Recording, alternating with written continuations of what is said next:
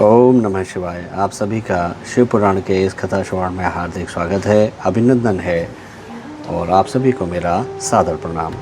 जैसे कि आप सभी को विदित है, हम शिव पुराण के इस परम पावन कथा का नित्य प्रतिदिन श्रवण करते हैं और उसी क्रम में आज जो 15वां अध्याय है अर्थात पंचदशो अध्याय, उसकी कथा का हम श्रवण करेंगे।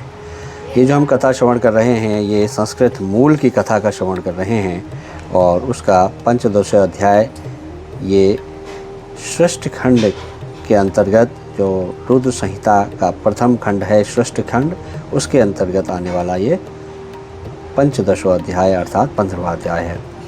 शिव पूजा की जो विधान का वर्णन है उसका चतुर्दशो अध्याय में वर्णन किया गया था और उसी क्रम को आगे बढ़ाते हुए अब हम फिर उसी का वर्णन इसमें करेंगे। तो नारद जी कहते हैं, नारद उवाच विधे विधे महाभाग धन्य सत्वं सुरसत्तम श्राविता अद्भुतं शैव कथा परम पावनी तत्राद्भुता महादिव्या लिंगो उत्पत्ति श्रुता शुभा श्रुत्वा यस्य प्रभावं च दुःखनाशो भवेदिहि अनन्तर च यज्जातं महामात्यं चरितं तथा सृष्टिश्चैव प्रकारं च कथया त्वं विशेषतः।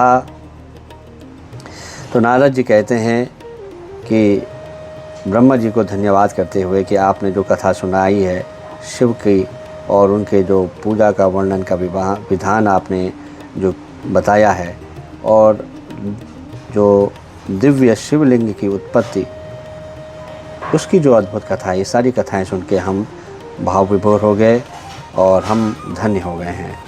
अब ब्रह्मा जी कहते हैं, ब्रह्मोवाच सम्यक पृष्ठ चा भवता यज्जातं तदंतरम कथयिष्यामि संक्षेप दता पूर्वश्रुतं मया अंतहिते तदा देवे शिवरूपे सनातने अहं विष्णुश्च विप्रेन्द्र अधिक सुख वाप्तवान् मया च विष्णुना रूपं हंसवाराहयोस्तदा संवृतं तु ततस्ताभ्यं लोकसर्गावतीच्छया।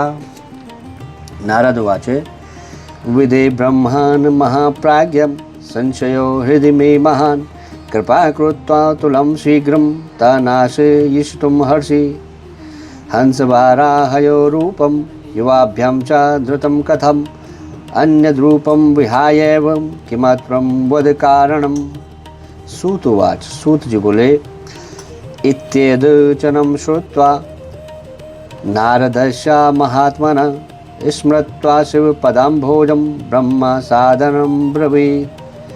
तो ब्रह्मा जी ने कहा, हंसस्य चौर्ध्वगमने गतिर्भवति निश्चला तत्त्वात् तत्त्वविवेकोऽस्ति जलदुग्ध विभागवत् अज्ञान ज्ञानयोः विवेचयति हंसकः हंसरूप धृतेन ब्राह्मणा सृष्टिकारिणा विवेको नैव लब्धश्च यतो हंसो व्यलीयते पुरुषरूपतत्त्वस्य ज्योतिरूपस्य नारद सृष्टिप्रभृति कामस्य कथं ज्ञानं प्रजायते यतो लब्धो विवेकोऽपि न मया हंसरूपिणाम् गमने यदो वराहस्य गति भवति निश्चला गतिर्वाराह रूपं हि विष्णुना वनचारिणाम् अथवा भवन कल्पार्थं तद्रूपं हि प्रकल्पितं विष्णुना च वराहस्य भुवनावनकारिणां यद्विनं हि समारभ्य तद्रूपं ऋतवाहने यद्दिनं हि समारभ्य तद्रूपं घृतवान् हरि तद्दिनं प्रतिकल्पोऽसौ कल्पो वारः संज्ञकः तदिच्छा वा यदा जाता तस्य रूपस्य धारणे तद्दिनं प्रतिकल्पोऽसौ कल्पो वारः संज्ञकः इति प्रश्नोत्तरं दत्तं प्रस्तुत शृणु नारद समृत्वा शिवपदाभोजं वक्षे सृष्टिविधिं मुने अंतर्हिते महादेवे त्वं लोकपितामह तदीयं वचनं कर्तु मध्ययायन् ध्यान तत्पर नमस्कृत्यं तदा शम्भु ज्ञानप्राप्यं हरेस्तदा आनन्दं परं गत्वं सृष्टिकर्तुमनो दधे विष्णुश्चापि तथा तत्र प्राणिपत्यं सदाशिवम् उपदिश्य च मातात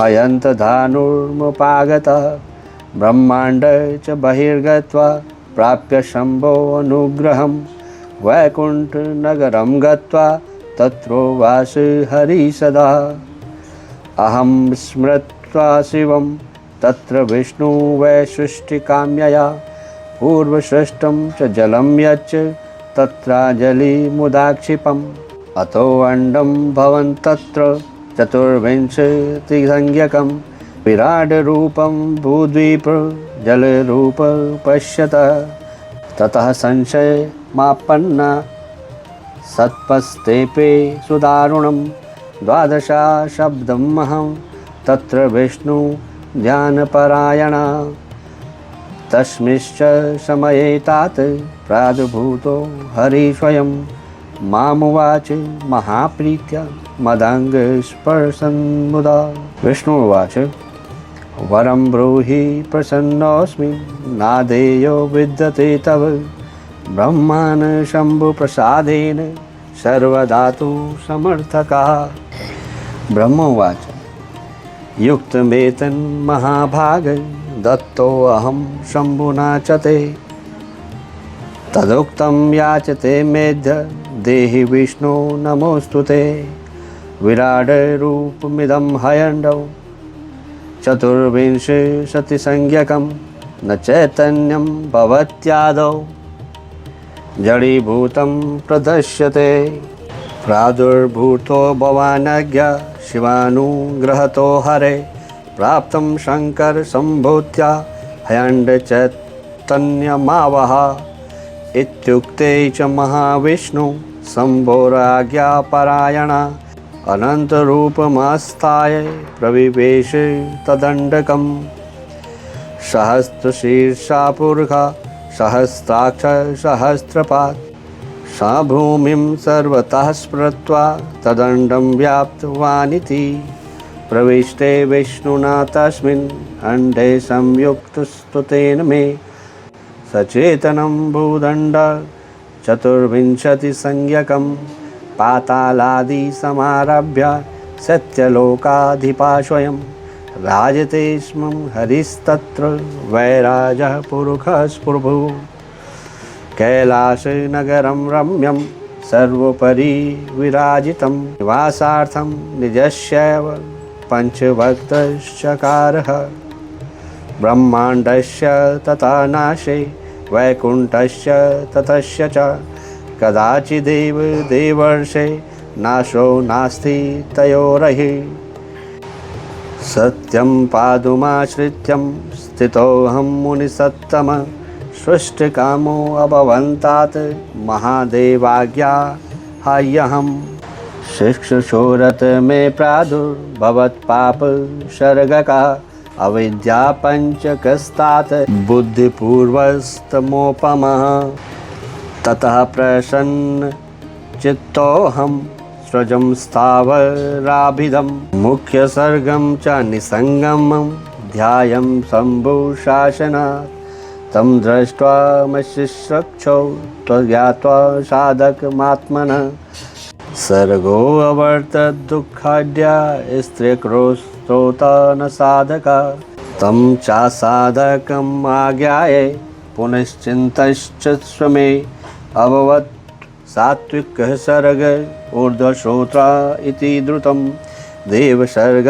प्रतिख्यातः सत्यो अतीव सुखावः तम्यप्साधकं मत्वा चिन्तयं प्रभुमात्मनः प्रादुरासीत्ततः सर्गो राजस शङ्कराज्ञया अर्वाक्श्रोता इति ख्यातो मानुषः परसाधका महादेवाज्ञया सर्गस्ततो भूतादिको अभवत् इति पञ्चविधा सृष्टि प्रवृत्ता वै कृता मया त्रयः सर्गा प्रकृत्याश्च ब्राह्मणा परिकीर्तिता तत्राद्यो महतः सर्गौ तृतीय सूक्ष्म भौतिकः वैकारिक तृतीयक्ष च इत्येते प्राकृतत्रयः एव चाष्टविद्यासर्गा प्राकृते वैकृते सह कौमारो नवमः प्रोक्ता प्राकृतो वैकृतश्च सः येषां वातरो भेदो मया वक्तुं न शक्यते।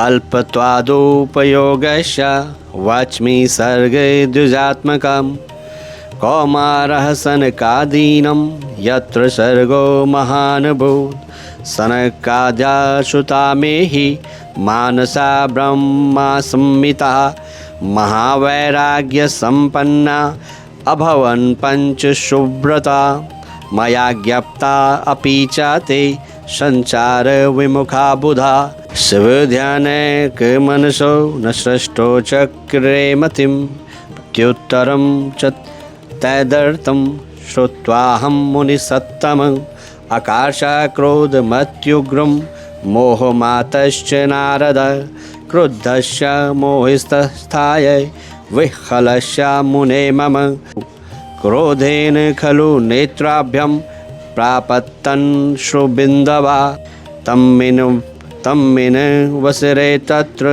स्मृतेन मनसा मया प्रबोधितो अहं त्वरित मागतेन हि विष्णुना तपः कुरु शिवस्येति हरिणां शिक्षितोऽप्यमं तपोवकारी महद्घोरं परमं मुनिसत्तमं तपस्यतश्च सृष्ट्यर्थं भ्रुवोदाहरणस्य मध्यता अविमुक्ता विद्वादेशा त्वत्कीयान्मे विशेषिता त्रिमूर्तीनां महेशस्य प्रासुरा त्रिमूर्तीनां महेशस्य प्रासुरादि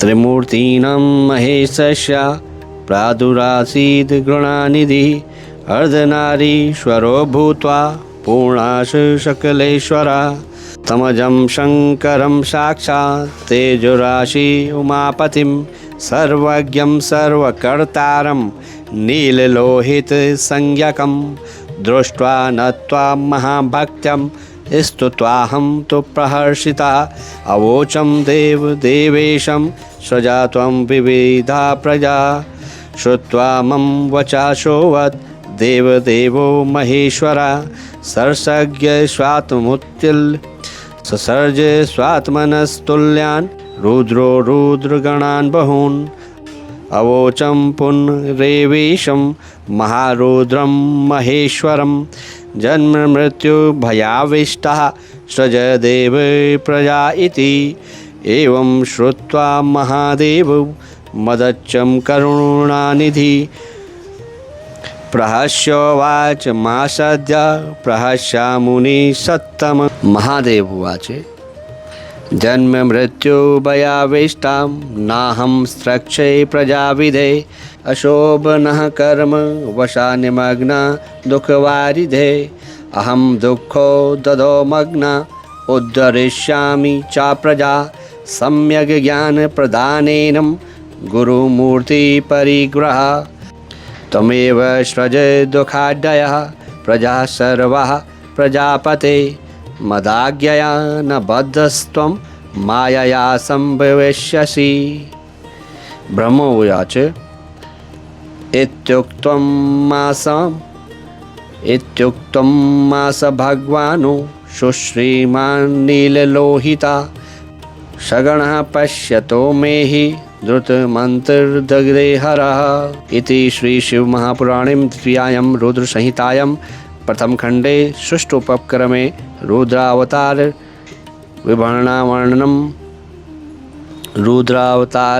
विभारवर्णनं नाम 15ोऽध्यायः। इस प्रकार ये अध्याय यहाँ पे संस्कृत के जो श्लोक थे वो समाप्त हुए। अब मैं इसका जो आपको सार है वो बताता हूँ। ये 15वां अध्याय है। इसमें भगवान के जो रुद्रा जो अवतार हुआ उसका वर्णन किया गया है।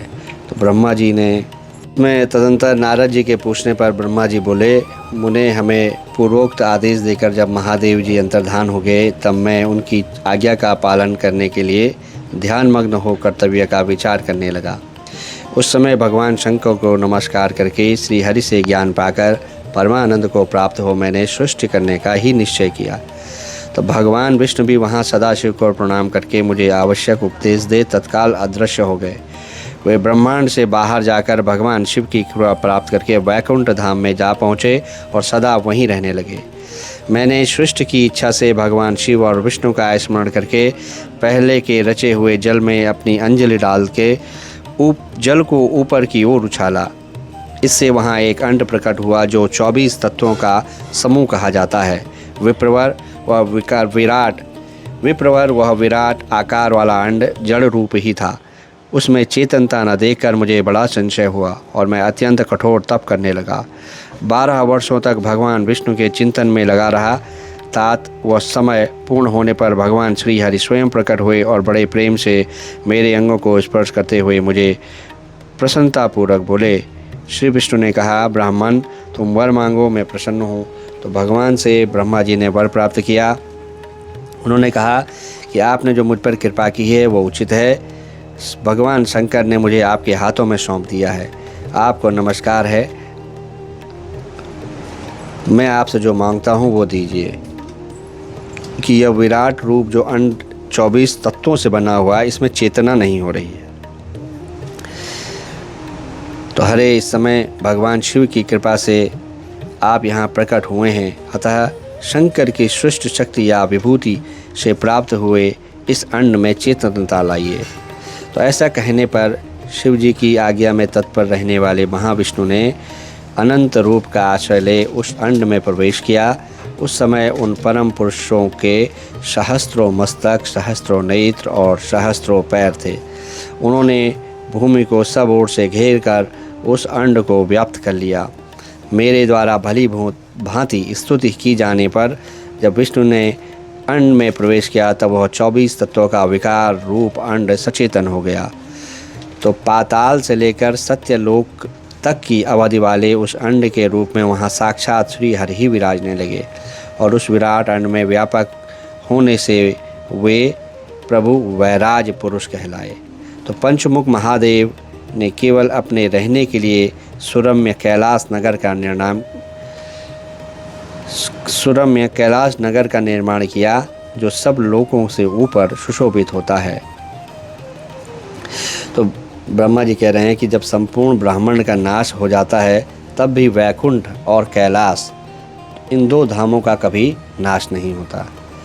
तो मुनिश्रेष्ठ, मैं सत्यलोक का आश्रय लेकर रहता हूँ। तात महादेव जी की आज्ञा से ही मुझे सृष्टि रचने की इच्छा उत्पन्न हुई। तो जब मैं सृष्टि की इच्छा से चिंतन करने लगा तो अनजाने में ही पापपूर्ण तमोगुणी सृष्टि का प्रादुर्भाव हुआ, जिसे अविद्या पंचक कहते हैं अथवा पंचपर्वा अविद्या कहते हैं। प्रसन्नचित्त होकर भगवान शंभु की आज्ञा से मैं पुनः अनासक्त भाव से सृष्टि का चिंतन करने लगा। उस समय मेरे द्वारा स्थावर, संजक, वृक्ष आदि की सृष्टि हुई, जिसे मुख्य सर्ग कहते हैं और यह पहला सर्ग भी है। उसे देखकर तथा वहाँ अपने लिए पुरुषार्थ का साधन नहीं है, यह जानकर सृष्टि की इच्छा वाले मुझ ब्रह्मा ने दूसरा सर्ग प्रकट किया जो दुख से भरा हुआ है। उसका नाम तिर्यक स्त्रोता है। तो तिर्यक स्त्रोता किसको कहा गया है? पशु पक्षी आदि तिर्यक स्त्रोता कहलाते हैं। वायु की भांति तिरछा चलने के कारण ये तिर्यक अथवा तिर्यक स्त्रोता कहे गए हैं। तो वह सर्ग भी पुरुषार्थ का साधक नहीं था, तो उसे भी पुरुषार्थ साधन की शक्ति से रहित जान जब मैं पुनः सृष्टि का चिंतन करने लगा तब शीघ्र ही तीसरे सात्विक सर्ग का प्रादुर्भाव हुआ, जिसे ऊर्ध्व श्रोता कहते हैं। तो यह देव सर्ग के नाम से विख्यात हुआ। देव सर्ग सत्यवादी तथा अत्यंत सुखदायक है। उसे भी पुरुषार्थ साधन की रुचि एवं अधिकार से रहित मानकर मैंने अन्य सर्ग के लिए फिर से भगवान का चिंतन आरंभ किया। तो भगवान शंकर की आज्ञा से एक रजोगुणी सृष्टि का प्रादुर्भाव हुआ, जिसे अवार्क स्त्रोता कहा गया। तो इस सर्ग के प्राणी मनुष्य हैं जो पुरुषार्थ साधन के उच्च अधिकारी हैं, जिसे अर्वाक श्रोता कहा गया। इस सर्ग के प्राणी मनुष्य हैं जो पुरुषार्थ साधन के उच्च अधिकारी हैं।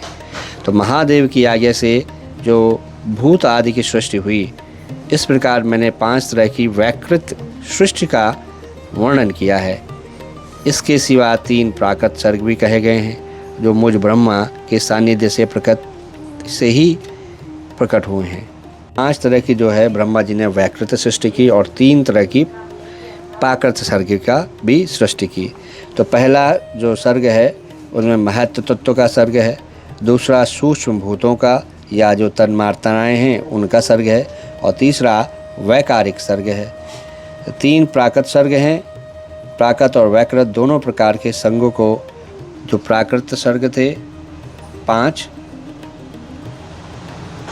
वैकृत जो 5 हैं और प्राकृत जो 3 सर्ग हैं जो ब्रह्मा जी ने निर्माण के, मिलाने से इनको हो जाते हैं 8 सर्ग। तो जो इसके अलावा फिर एक और सर्ग इन्होंने बनाया, उसका नाम है कौमार सर्ग, जो प्राकृत और वैकृत भी है। तो इन सब के अवान्तर भेद का मैं वर्णन नहीं कर सकता क्योंकि उसका उपयोग बहुत थोड़ा है, तो इसलिए इसका ज़्यादा बहुत डिटेल में यहाँ पे नहीं बताया जा रहा है। तो जो द्विजात्मक सर्ग है उसका प्रतिपादन ब्रह्मा जी ने किया, और इसी का नाम कौमार सर्ग है, जिसमें जो सनक सनंदन आदि जो कुमारों की महत्वपूर्ण सृष्टि हुई है। जो सनक आदि ब्रह्मा जी के 4 पुत्र हैं वो ब्रह्मा जी के ही समान हैं। वे महान वैराग्य से संपन्न हैं और उत्तम व्रत का पालन करने वाले हैं। वो वैरागी भी हैं, उत्तम व्रत का पालन करने वाले हैं। उनका मन जो है सदा भगवान शिव के चिंतन में लगा रहता है, और वे संसार से विमुख हैं और ज्ञानी हैं। तो उन्होंने ब्रह्मा जी के आदेश पर भी सृष्टि के कार्य में मन नहीं लगाया। तो नारद जी को ब्रह्मा जी कहते हैं, जो सनकादिक कुमारों के दिए हुए नकारात्मक, सनकादिक कुमारों ने जो मना कर दिया सृष्टि में भाग लेने से, उन्होंने बहुत क्रोध उत्पन्न किया। ब्रह्मा जी को बहुत क्रोध आ गया, तो उस समय उन पर मोह छा गया, और उस अवसर पर ब्रह्मा जी ने मन ही मन भगवान विष्णु को स्मरण किया। वो आ गए और उन्होंने ब्रह्मा जी को समझाते हुए कहा कि तो आप जो है भगवान शिव की प्रसन्नता के लिए तपस्या करो। तब ब्रह्मा जी ने शिव की घोर और उत्कृष्ट जो है तपस्या करने लगे। सृष्टि के लिए तपस्या करते हुए ब्रह्मा जी की दोनों भौहें और जो नासिका के मध्य भाग से जो उनका मार्ग अपना ही अविमुक्त नामक स्थान है, महेश्वर की 3 मूर्तियों में से अन्यतम पूर्णांश सर्वेश्वर और दयासागर भगवान शिव अर्धनारीश्वर रूप में प्रकट हुए। तो उसके बाद भगवान क्या हुए? अर्धनारीश्वर रूप में प्रकट हुए जब ब्रह्मा जी ने उनकी बहुत तपस्या की। तो भगवान शिव अर्धनारीश्वर रूप में प्रकट हुए। तो जो जन्म से रहित तेज की राशि सर्वज्ञ हैं और जो सर्वस्रष्टा हैं, उन नील लोहित नामधारी साक्षात उमा वल्लभ शंकर को सामने देखकर बड़ी भक्ति से ब्रह्मा जी ने मस्तक झुकाया और उन्होंने कहा प्रसन्न होकर कि प्रभु आप भांति भांति के जीवों की सृष्टि कीजिए। मेरी यह बात सुनकर उन देवादिदेव महेश्वर रुद्र ने अपने ही समान बहुत से रुद्र गणों की सृष्टि की। तब मैंने अपने स्वामी महेश्वर महारुद्र से फिर कहा, देव आप ऐसे जीवों की सृष्टि कीजिए जो जन्म और मृत्यु के भय से युक्त हों। तब जब ब्रह्मा जी ने पहले कहा, क्योंकि जब ब्रह्मा जी ने तपस्या की तो शिव जी अर्धनारीश्वर रूप में प्रकट हुए और उन्होंने, जब ब्रह्मा जी ने उनसे कहा कि आप सृष्टि कीजिए, तो उन्होंने रुद्रगणों की सृष्टि की। लेकिन रुद्रगण तो रुद्रगण हैं, वो तो न भय है उनको किसी से, वो शिव के साक्षात गण हैं। तो फिर उन्होंने, ब्रह्मा जी ने प्रार्थना करी शिव जी से कि आप ऐसे सृष्टि कीजिए जो मृत्यु और जन्म के भय से युक्त हों। तो मुनि श्रेष्ठ ऐसा सुनकर भगवान शिव जो है हंस पड़े और उन्होंने ब्रह्मा जी से कहा, जन्म मृत्यु भयाविष्टा नाह स्त्रक्षे प्रजाविधे अशोभना कर्म वशा निमग्ना दुख वारिधे, कि मैं जन्म और मृत्यु के भय से युक्त अशोभन जीवों की सृष्टि नहीं करूँगा, क्योंकि वो कर्मों के अधीन हों, दुख और समुद्र में डूबेंगे, क्योंकि वे कर्मों के अधीन होकर दुख के समुद्र में डूबे रहेंगे, और मैं तो दुख के सागर में डूबे हुए उन जीवों का उद्धार मात्र करूँगा। अहम दुखो दधो मग्नम उदर्ष्यामि च प्रजा सम्यग्यम ज्ञान प्रदानेनम गुरु मूर्ति परिग्रह। तो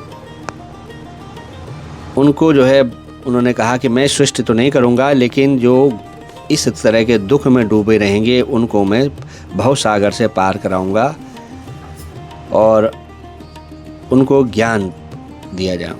मतलब भगवान जो है शिव उनको ज्ञान देंगे। कैसे उनको ज्ञान प्रदान करेंगे? शिव जो है गुरु का स्वरूप, शिव गुरु स्वरूप से ज्ञान प्रदान करेंगे और ज्ञान से भवसागर पार कराएंगे। तो भगवान कह रहे हैं, जिसमें कि अभी ये भी कहा है, अहम दुखो दधो मग्नम उदर्ष्यामि चा प्रजा सम्यग ज्ञान प्रदानेनम गुरु मूर्ति परिग्रह। तो गुरु बनके या गुरु के रूप में मैं ज्ञान प्रदान करूंगा, और उससे जो मृत्युलोक में मनुष्य दुख के समुद्र में डूबे होंगे उनको परम उत्तम ज्ञान प्रदान करके इस भवसागर से पार कराऊंगा। तो ब्रह्मा जी से शिव जी ने कहा, तुम मेरी आज्ञा से इस कार्य में प्रवृत्त होने के कारण तुम्हें माया बांध नहीं सकेगी, और इसलिए तुम ही इन जीवों की सृष्टि करें।